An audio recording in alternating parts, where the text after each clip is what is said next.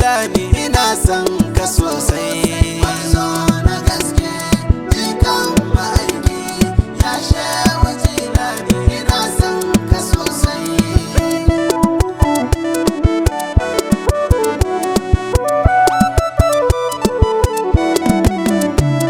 Allah da ya kage ni ya kago sifata, sarki ɗaya kenan wanda muke wa bauta. Mai rahama mai jin kai mai ba da kyauta, ka kashe ni ina shaƙi ka sosai. Manzo na gaske jikan ma'aiki, ya shehu jilani ina son ka sosai.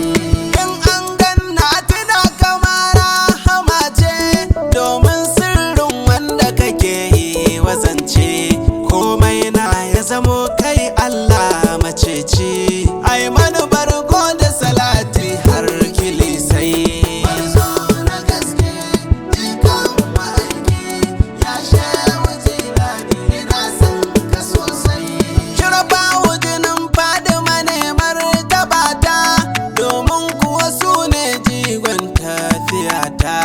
A sahabi in so ku ne darajata, auliya shukar da kuka yi tayi rasai.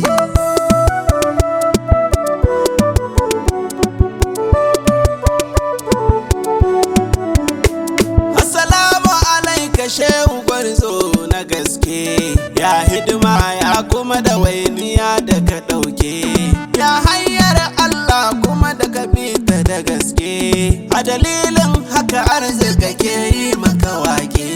Manzo na gaske jikan ma'aiki, ya shehu jilani ina son ka sosai. Baka wasa da umarnin annabina, komi ka ji daga gare shi ka hau ka zauna.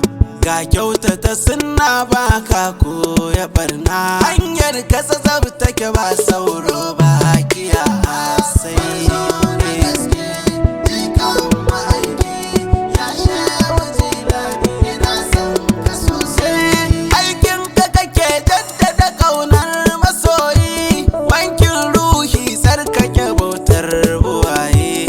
Kyaukyawa kake mai kyawun hali mai yayi, zinari kuwa baya kama ma da gilasai.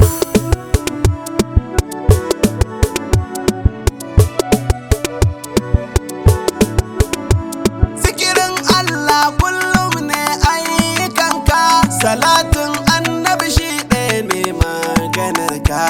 Baka komai sai girmama annabinka, duk mai imani to baya barinka. Jikan ma'aiki, ya shehu jilani ina son ka sosai. Karjalai kuma ka masu wankin zukata, ka saita hankulansu sun doshi bauta. Sun kaɗaita Allah ɗaya ne bai da mata, sun yarda da annabi kuma sun so shi sosai.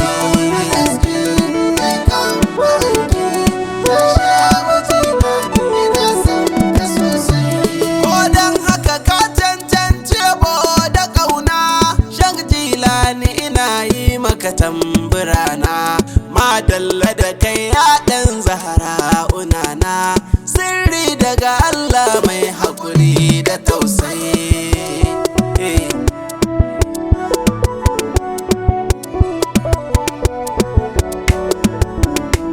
Ko so ka ilahu yana bai kulawa, rahamar Allah an bai ba a hanawa, domin babban alkairi kai ginawa. Kowa ya san haka ba wani mai musawa.